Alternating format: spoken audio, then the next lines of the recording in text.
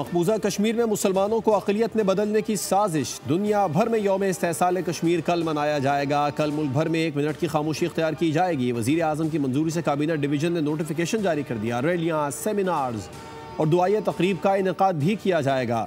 कश्मीरियों को पैगाम दिया जाएगा कि पाकिस्तान हर फोरम पर उनकी आवाज़ बुलंद करता रहेगा और उनके हक़ खुद इरादियत की हिमायत जारी रखेगा।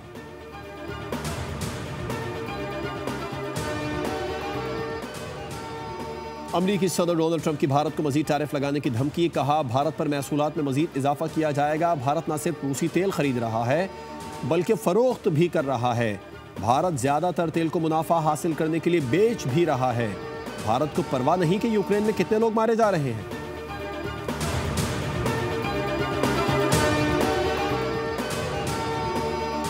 और कराची के इलाके गुलिस्तान जौहर पहलवान गुट के करीब फायरिंग का वाक़या। जख्मी होने वाले 2 अफराद दौरान इलाज दम तोड़ गए। रेस्क्यू हुकाम के मुताबिक 4 जख्मियों को तिब्बी इमदाद फराहम की जा रही है। फायरिंग के वाक़े पर वज़ीर दाखिला सिंध का नोटिस। SSP ईस्ट से फौरी तफसीलात तलब। ज़ियाउल हसन नज्जार का कहना है मुल्ज़िमान को जल्द गिरफ्तार किया जाएगा। तफ्तीशी रिपोर्ट से मुसलसल आगाह रखा जाएगा।